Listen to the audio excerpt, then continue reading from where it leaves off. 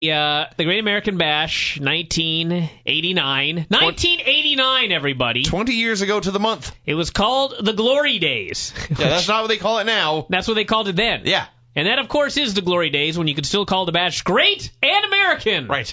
No more. The show opened. They were from Baltimore. And for local flavor, they showed quiet horse pastures. Horses were grazing. Yes. We don't have this anymore. This is how they opened the show. And then it was like, I forget what the hell you said, but they went to the shithole that is downtown Baltimore where the show was actually taking place. It opened, everybody, with the finals of the $15,000 Triple Crown Battle Royal. Now, not being a great historian, I don't know what the semifinals of the Triple Crown Battle Royal were. I want to know what the Triple Crown represents. Well, I'm just wondering, this is the finals. Yeah. And there were like 30 guys in the match. So was this like a 10,000-man tournament? Presumably. Did it cut itself down I to believe they were saying you just won a bunch of battle royals to get in. So presumably the other battle royals were the semifinals. This was the main event. The main event of the show actually was War Games, and so they had 2 rings. And here are the rules. I make fun of Vince Russo a lot, but this was before Vince Russo had ever, I think, even done a radio show in this business. The rules were, there were a bunch of men in the ring. 14 in the first ring. In order to be eliminated, you had to be thrown into the second ring. All the guys in the second ring would have another battle royal. And the winner of that was the guy that threw all the other guys out of that ring, a traditional battle royal rule match. The winner of the first ring then faced the winner of the second ring, and that determined the winner of the $15,000 Triple Crown Battle Royal. Now, the first thing we saw, I don't even know if I should mention this because everybody gets on Granny for things they construe to be racial. And I am not construing this to be racial, but this was WCW. They had a history of problems, many problems, in fact. They lost shitloads of dollars in racial discrimination suits. Teddy Long was watching this match. Now let's just state the facts. Teddy Long is a black man. Right. They put him in the shadows in a black suit. Yes. Now, am I lying in saying that the only thing that you could see was what was visible of his white shirt underneath and the glare off of his glasses? We need to remind everyone, he was in heavy, heavy shadow. Yes. They cut to this shot for like 5 seconds. At first, I wasn't even sure what I was looking at. He looked like a Jawa. And then I slowly realized it's a hominid. It's a Jawa from Star Wars. It's a biped of some sort. And then Jim Ross identified, very casually and matter-of-factly said, Teddy Long looking on. And I thought, Jesus, that's the best seat he could get? I could not figure out how they identified the man. I don't know. All you could see was the top part of his shirt and glare off glasses. This could have been any of 100 men. 1,000,000 men. Now, before you get on my case about this statement here, the first 2 men eliminated from the Battle Royal just happened to be, coincidentally, the only 2 black guys in the entire match. Ranger Ross and Ron Simmons. Get them out of here right now. I'm just telling you what I saw. This is what occurred, everyone. We are reporting facts. So they have this match, and Jesus, you've never seen so much juice in 2 rings at the same time. There was no wellness in WCW in 1989. No, everybody was fucking enormous, and they're throwing each other around, and it came down to Sid and Brian Pillman in the first ring. No squeegees. And a bunch of geeks in the second ring, and Sid... When you, look at what Sid looked like in, 1989, Frankenstein, and then you consider that he looked like that all the way through 2001, and may still look like that today, the fact that he's still alive and Brian Pillman is dead is shocking, actually. But it's true. And I think there were only 3 guys in this entire match who had passed away. Brian Pillman, Terry Gordy. Yeah? I'm forgetting now.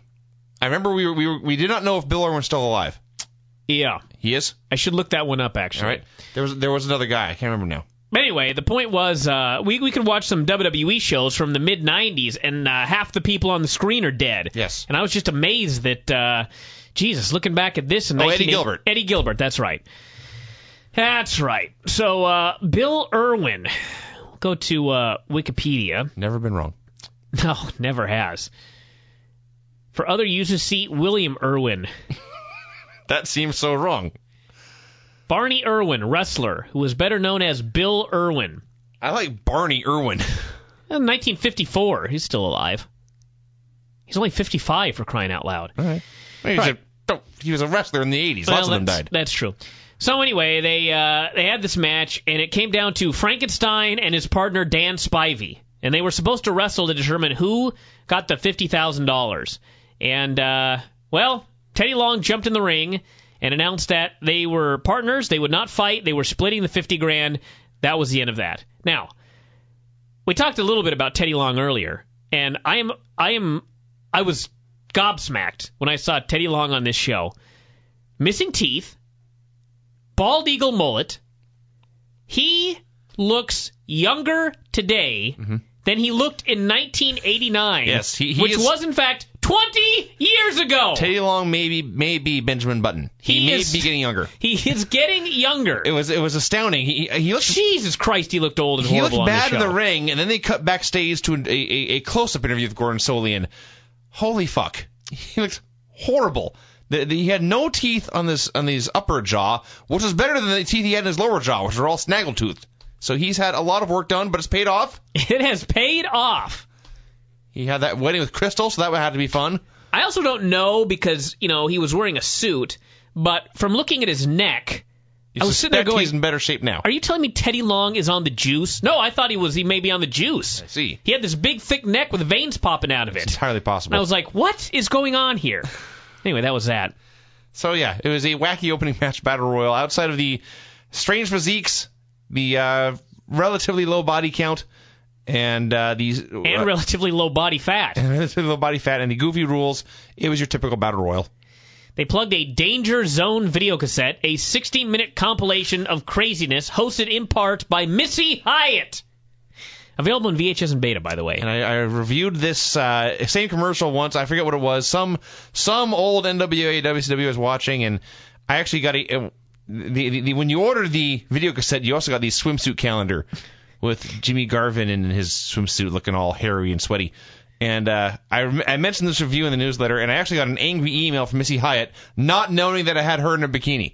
So, for the record, the swimsuit calendar also had Missy Hyatt in a bikini. Well, it did say the men and women. I think it just said the men and Missy. I thought... I don't know, maybe. I don't know who else would. Precious, maybe. Let's move on. All right. So then we had the Brian Pillman Bill Irwin match. Now, Brian Pillman in 1989. Let's think about this. The 80s were, everybody was giant, gassed up dudes, lumbering Godzilla-like monsters. There were obviously exceptions in that sort of thing. But Pillman was like the extreme exception. He was like the high-flying young babyface. Brian Pillman was the Evan Bourne of 1989. Brian Pillman on this show, if you took Brian Pillman out of this show and put him in WWE today, as God is my witness, the only guy more muscular and with that little body fat is Dave Bautista. Who's not on the show. That's right. He's out right now. He would have been the most muscular and leanest guy on the entire show. John Morrison doesn't have the same universe of muscularity of Brian Pillman. And Triple H wasn't nearly as lean. Triple H is much, I don't want to say fatter, but his body fat is nowhere near. He's smoother than Brian Pillman was here. And same with John Cena. Yes. Brian Pillman, I guess per the standards of 1989, would have had the best physique of anybody in WWE today. Now, granted, he was on all sorts of shit, but it's just amazing to look back at this era. It turns out that shit does work. So anyway, they had a match, and it was horrible. I shouldn't say horrible. It was boring. It was very boring. It went too long, and it was 90% of it was just Bill Irwin having the heat and hitting stomps and elbows and choking. And then Pillman made a wacky comeback, which involved a jumping headbutt. Now when we say I'm not talking headbutt, a Chris Benoit diving headbutt off the top rope. Oh, no. This was the Jimmy Snuka, stand on 2 feet on the mat, grab the guy's head, jump into the air, and then put your forehead on theirs. Right. As soon as he did this, Jim Ross called him a real high-risk kid.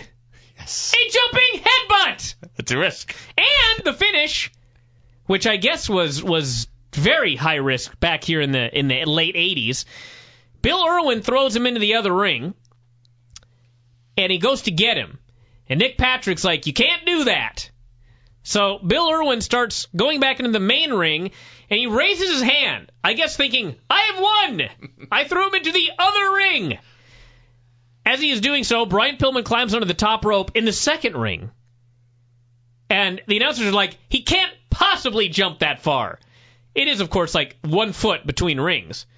But he does! He leaps the extra 1 foot, does a high cross, which quite frankly was pretty shitty, and pin Bill Irwin. Amazing battle. And the fans? This is why you cannot look back in time and rate matches. Because these matches at the time, I'm sure were like really good. Well, not the Sid match we're about to talk about. You it was not. But Jesus, you cannot look back at these matches through 2009 eyes and try to give them the same ratings they deserved in 1989. The only thing you can really rate now is the crowd reaction. And the crowd was very quiet for most of this. We clearly heard Bill Irwin shouting various insults like, come on, Brian, fly around. Yes. Quite the witty man. The best was when he said, fly out of here, and he threw him out of the ring. But when Brian Pillman hit this high cross and he got the win, Baltimore exploded. Yes. They enjoyed themselves. They had a good time. They got what they wanted out of this match. So, didn't look like the best thing to our eyes, but for their audience, it was what they had to give. Paul Heyman, with hair and a mullet. Literally, he actually had all of his hair. Yeah. And a mullet. And a tennis racket, actually. They had a problem with his cell phone, which in 1989 was, in fact, a foreign pounds, object because it was the size of an anvil. He does this promo, and he's talking about how in 1986 he was a photographer, and he saw the famous scaffold match where Jim Cornette took a bump and blew out his knee, and he said he knew the knee had never healed, and he was going to go after it, and when he was done with Cornette was going to be, he'd never walk again. He'd be like a hobble around like a Vietnam vet, he said. And I, by the way, just recap that 100% from memory. I did not look at my notes at all, and I can guarantee you that when I run down the first segment of SmackDown with CM Punk, Jeff Hardy, and Teddy Long, I will have to look back at my notes. I don't know why. I don't know what this means, except that guys back then could fucking cut some promos that made you think. Yeah. He also, I just remember the line where he said, Jim Cornette, I am obsessed with your demise. To which Gordon Soley stoically made no comment whatsoever. Soley was holding the mic as Heyman cut this promo, and he was ranting and raving, and he also said that he was going to guarantee he would be the best manager in wrestling because after tonight, Cornette would be out of the picture. So he's made this vow to end a man's career and or life, and then he walks away, and Gordon Soley does not react in any way. No. He moves on with the show. He introduces the next segment. Yes. Professional. The dynamic fucking dudes. The dynamic fucking dudes against the skyscrapers. For most of you listening, Johnny Ace and Shane Douglas. We're not born in 1989. This is a real team. John Laurinaitis, the current talent head in WWE, and Shane Douglas, the current farmer tan guy in TNA. They were I put this in finger quotes, hot young tag team called the Dynamic Dudes. The Dynamic Dudes. That was their name. They came out in Dayglow orange and neon green. Yes. They had frisbees. Yes. Sadly, this is not one of the instances where they had skateboards but didn't ride them. Yes. That was the ultimate. We did not get that. We got frisbees. We got them pulling. It was actually Johnny Ace. He goes. There was a fat little boy. How old do you think he was? Yeah, I think 7 or 8 was your guess. 7 or 8 years right old. Around there. And Johnny Ace, who is, as Jim Ross noted, is 6'4" and very muscular, struggled to hoist this lad over the barrier. It was like a 500-pound deadlift to get this fucker over the guardrail. He may as well have been trying to hoist a young elephant seal. So he got him over. He stands 5 feet away. Not even that, 3 feet. And he takes a frisbee. And assaults the kid, quite frankly. He tossed a frisbee as lightly as you possibly could over this distance. The child barely caught it. Yes. I don't even know how to explain this. It was funny. That's all I can say. And then Ace points at Shane Douglas, who's on the other side of the kid. The kid looks completely confused. Ace points again dramatically. The kid turns around and sees Douglas with his hands open, and he throws the frisbee at Shane Douglas. That was their entrance. That was their entrance. There was one more note here. They jumped up on opposite turnbuckles. They grabbed their Dayglow orange shorts and ripped them off to reveal hot pink trunks, and every man in the building booed. This was a failure. So they get in the ring, and out comes Spivey and Sid Vicious. Dan Spivey and Sid Vicious. They have this tag team match, and the most notable thing, I think Dave actually might have been at this show. I think Dave and Mike Tenay actually both might have been at this show. And I know that probably a lot of you, not a lot of you, but I'm sure maybe some of you, maybe many of you even, watched this live and watched. I did not watch a ton of NWA in 1989 when I was 13 years old. But what did people see in Sid? He got in the ring, and he was horrible. I mean, this is not even looking back with 2009 eyes. No. This was like, it is inconceivable that any human being could not have seen how horrible Sid Vicious was. Yet every time he tagged out, the people loudly chanted, "We want Sid." Why? The only thing I can figure is that they knew he sucked, and they being the company, not the fans, so they had Dan Spivey do all the wrestling until Sid was standing in the corner, looking big, looking scary, and having that weird psycho charisma thing he had. Good theory, but wrong. Well, then they would chant, "We want Sid, we want Sid." He would tag in, he would hit a move, and then tag right back out. Unfortunately, you were incorrect, because there was a period where he got in with Shane Douglas. He put him in the corner, he clutched his wrist. Shane Douglas ran at full speed to the other side of the ring and bonked into the turnbuckle. And then Sid got down on his knees and gave Shane Douglas a kidney claw. I do recall the kidney claw. A kidney claw. You people wanted a Sid kidney claw? That's what they wanted. That explains, actually, how WCW managed to survive for another 13 or 12 years. They had very low standards. Jesus Christ. So they had this match where Sid was ungodly bad. Johnny Ace was pretty horrible. Dan Spivey was passable for a big lumbering 80s guy. And Douglas, I think, for the most part, looked okay. Don't recall him screwing anything up terribly.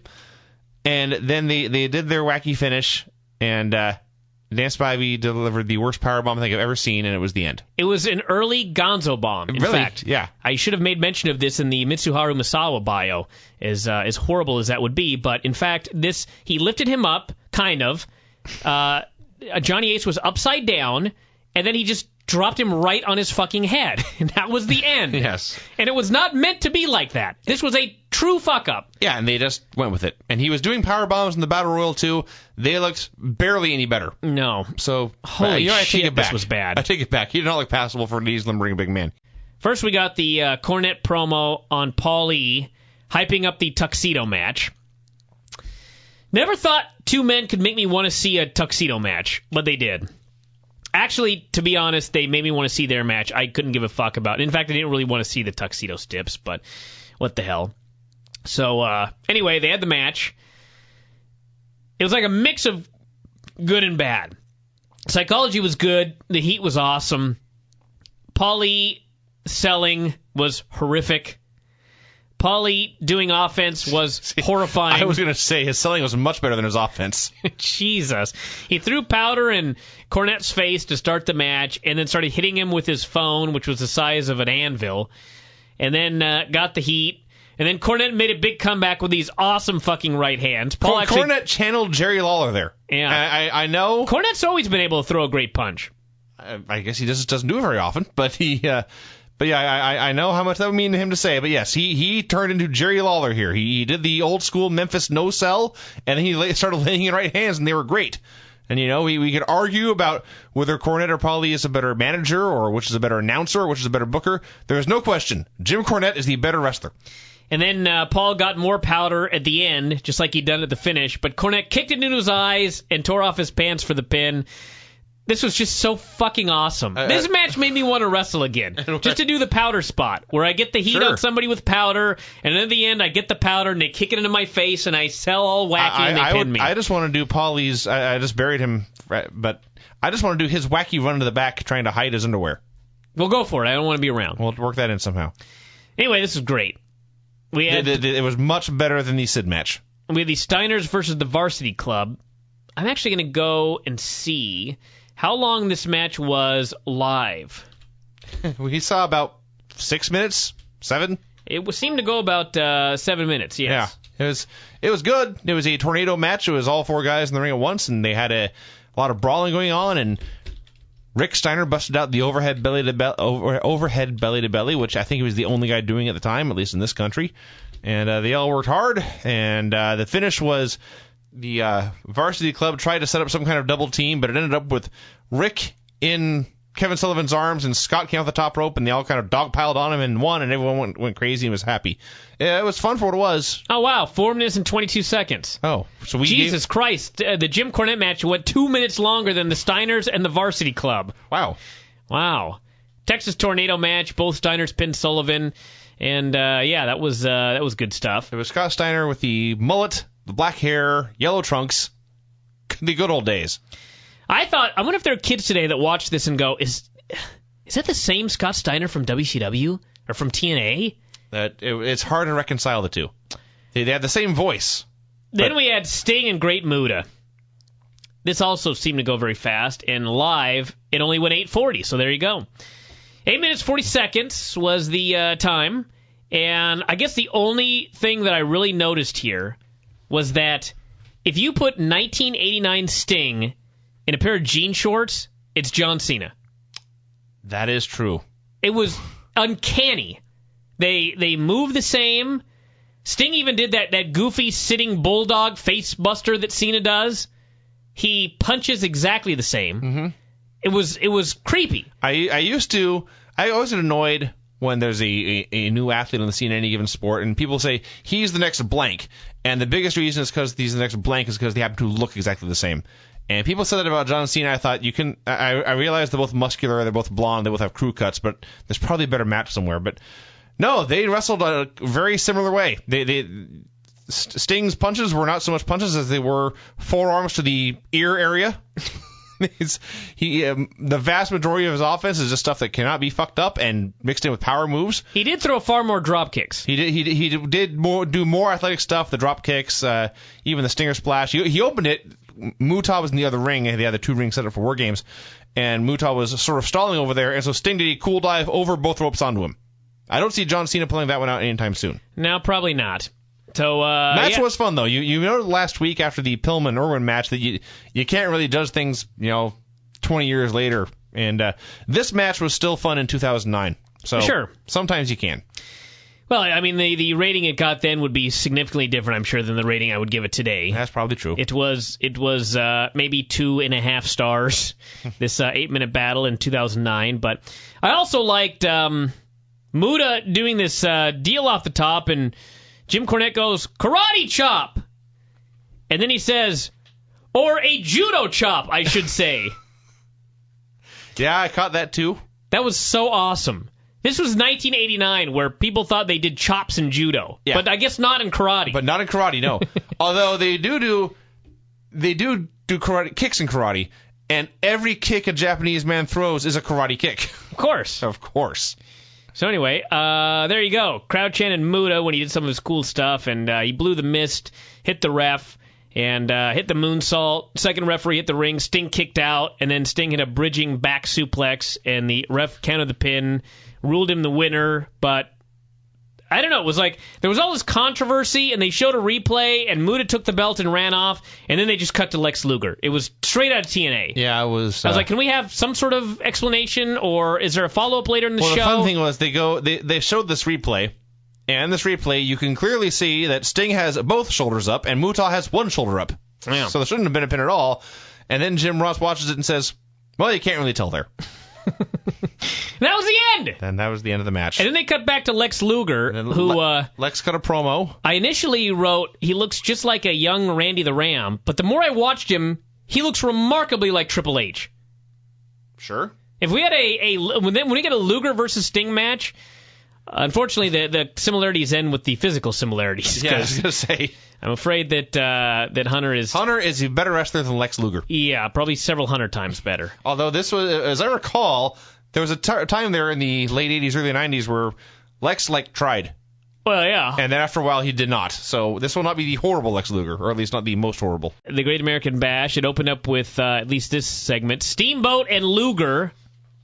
This was one of the best Luger matches I've ever seen. Yeah. I watched this and I thought, When did this guy stop caring? That is I guess, the golden question. It appeared he cared during this match. He was working really hard. Mm-hmm. He was a perfectly acceptable pro wrestler, at least per the standards of Luger we've come to know in the last 15 years. Sure. And bumped all over the place and this and that, and got backdropped into the second ring of all things. Actually, that was Steamboat that went in the second ring, but still. Luger threw the backdrop. That deserves some credit. That's right. He went to get a chair. Oh, the gimmick was that it was supposed to be a no DQ match, but Luger said, I refuse to have that match. I will only have a regular match. And Steamboat, being a good guy, said, fine, I'll take it. So, of course, Luger was the first guy to go get the chair, and it got bonked into his head. And then Steamboat beat him with it for the DQ. And apparently there'd been an incident where Luger hit Steamboat with a chair in Fort Bragg. And so Steamboat getting DQ'd and beating the shit out of Luger and not getting the title, everybody still loved because he got his revenge. This was back when pro wrestling was awesome. Yeah, everything made sense and storylines were simple and easy to follow. The real highlight, I'm afraid, actually happened before the match when the announcer said he was introducing Steamboat and he said, being led to the ring by his beautiful family.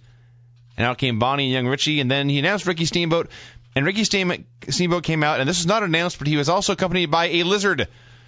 And then on a close-up camera view, it became apparent the lizard was wearing a jacket, a studded leather jacket. So this was a tremendous entrance, all things considered. And they had their fun little match, and I was trying to think of who you can compare Luger to. I don't really know, because he was a guy who, his stuff didn't look great, but he cared. His intensity was awesome. He knew when to do everything. And, it was like, this guy is really good, and he looks, of course, like a god carved out of marble. And of course he was a huge star. And a man on a throne with a large beard? Sure. You totally caught me off guard there, but regardless. God? If I were going to carve God, he would be on a throne with a big beard. I didn't mean God, I meant a god. Oh, I see. I have an important letter I apparently left out because I'm a bad radio person. But regardless, he seemed to be a person who would be the biggest star in the sport forever, and things didn't quite work out that way. But he was great here, and this is a tremendously fun little match. And his beautiful family. Here comes Bob and his horse-faced wife. his plain housewife and his ugly little kids. Sadly, by the way, they announced his beautiful family. They should have also announced accompanied by his gorgeous mullet. The Freebirds did a promo wearing these wild Oakley sunglasses straight out of... the 80s. Well, 1989, actually. I'm not going to go into what they said or anything like that. I'm just going to say this was a pro wrestling promo. How it's done. There is no other way to explain it. It was giant, jacked up, somewhat hairy dudes wearing horrible outfits and sunglasses, yelling and screaming in an angry manner. They were threatening people. This was like if in the Encarta. The whatever the online dictionary of choice is when you order a computer nowadays. This would be the MPEG that you would see if you looked up pro wrestling promo. These men being angry. Yes, they were talking about how great they were and how their opponents were doomed. And it was great. And then it was followed by their opponent's promo. It was first the Midnight Express, Bobby and Stan Lane. Eaton, of course, said nothing. Stan Lane spoke for a while. He was very plain. Frankly, was very dull. I don't know where Jim Cornette was. And then suddenly, Steve Williams came flying through like an airplane. And he looked at the camera and waved and kept right on going through. And he came back and he cut one of the most literally insane promos I've ever seen. He said he was a bird crusher. That's why he was flying around. He was looking for free birds to crush. He said he wished he had some bug spray to kill the wild Samoyeds. And he said that Terry Gordy was the toughest guy around, but he was even tougher. And it was not really, it was entertaining, I guess, but mostly I just thought, what a weirdo. And then the Road Warriors came in, and thankfully they had a classic Road Warriors promo, and it was great for what it was. It could not match the Freebirds promo, frankly, but it was still good stuff. It ended with Hawk being all crazy and saying that they were going to take out their opponents, and then they were going to go after their families. So, yeah, the bad guys won the promo war, clearly. So we had War Games. War Games, everybody. Some of you may have watched Lethal Lockdown the last couple of years. I never even watched these War Games matches like live. Like I saw a few of them, but I mean, even I, having limited knowledge of War Games, knew how badly TNA fucked it up. So imagine me watching this one. Mm-hmm. Jesus Christ. To see a War Games done correctly. Yeah. It was ridiculous. Like, the heels won the coin toss, so they started out with the 2-on-1 advantage, and then they were beating the shit out of a babyface when another babyface made the save, so that people always popped. Then it was a disadvantage again, and they got beaten down. Then somebody came in, and TNA fucked that up. Mm-hmm. They fucked up every fucking lethal lockdown they've ever done. Yeah. This is so easy. Yeah. I knew it was easy, and then I watched this match, and it made me even more upset. I can just imagine, like, Russo watching this on 24/7 and being baffled. Oh, it's so predictable. It's so predictable. How ridiculous. Jesus, the babyfaces should have had the advantage first. And so anyway, they had a War Games match. It was just, everything about it was awesome. We had Heyman outside with his giant cell phone trying to shove it through the cage. It and of would course, not fit. Yeah, it's the size of a laptop nowadays. And, Terry Gordy got press slammed, military pressed actually, into the cage 8 times by Steve Williams. This was so much more impressive than, say, Hogan slamming Andre. I am trying to think of a more impressive feat of strength I've seen in a pro wrestling match. Yeah? It's a very short list. Terry Gordy's really big. He's huge. He was it had to be 330, 340. I'm sure he was, somewhere around there. And Williams got him over his head and pressed him 8 reps. Yeah. Jesus Christ. This is a body, people. I don't know Yes. people that have never tried to lift a human are aware of this, but the center of gravity is not. Not just that, a bar is like a bar. It's a stationary object with an easy thing to hold on to that's not going to wiggle around. Correct. This was a 330-pound jiggly man. Breathing. Ridiculous. Moving. Ridiculous strength. This was absurd. We had Hayes teasing he'd be in next, but of course he waited to be the last guy in. It was so perfect because he spent the entire match teasing he'd be next, or when it finally came down to he was the last guy, they cut outside, and there's Heyman and Hayes. And Hayes was like, I got to go in? And Heyman held up his notes to indicate there was no one left and said, you got to go in. And Hayes said, damn. So the time ran out, and he runs in. He DDTs all the good guys who have all been in there for, at least 2 minutes, or in Eaton's case, close to 20. And he hits a DDT in every guy, and then he runs over to the empty ring, and he begins to dance. Yeah. Fucking awesome. It made him... Even on his own team, he was the biggest dick. Because at least guys like Garvin and Gordy have been in there fighting for a while. But here's Hayes who comes in. He is active for 20 seconds and then immediately assumes the stub position. This painted him as an asshole. He was the greatest heel I've ever seen, doing something so ridiculously simple. Yes. And, of course, that set up the storyline going into it. And I've forgotten this because it's been 20 years, but Jim Ross did an awesome job of explaining. The biggest linchpin of this whole match was Road Warrior Hawk had been beaten up by all 5 guys in the bad guy team and almost taken out. And this was his chance for revenge. So he was the last hero the last babyface, and he comes in and immediately climbs to the top rope and just starts clotheslining everyone and runs wild. And that was everything. It was all so beautifully simple. They just had all 10 guys brawled in the ring for a while, and then after a bit, Hawk and Garvin just went over to the other ring by themselves, and Hawk put him in a hangman's neck breaker thing.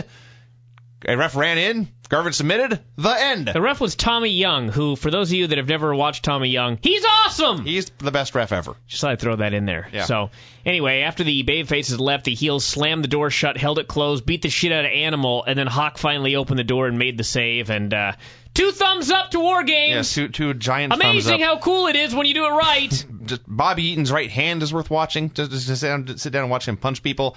Animal came in, and it was funny because you knew what he wanted to do, but it took him forever to, you watch a match now, and the whole thing's clearly choreographed, and they go through an 8-move spot, and then a 6-move spot, and then a 7-move spot.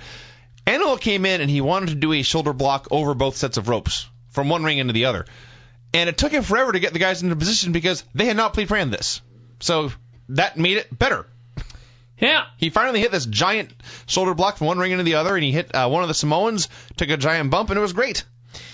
So anyway, that was great. And then, of course, that led to the main event, which was Ric Flair and Terry Funk in... actually, this was not the I Quit match. The I Quit match came later, but they built it up perfectly during this match, actually. A wild brawl. I had to think about this for a while, but Terry Funk, who was in fantastic shape, 45 fucking years old during this match. Really? Yeah. Wow. He looked phenomenal. And, frankly, probably clean. I would guess so, having looked at everybody else on this show. If he was on something, he was on very, very little. So he looked great, and they had a hell of a match. The only complaint I have, and this has nothing to do with anything that was either of their doings, or even WCW or NWA, WWE is now PG, so they fucking, what do you call it? Black and white. Whenever there's monotone, they sure. A monotone screen, black and white. Every time there was, actually, I can't say every time there was a close up because at random after there was blood.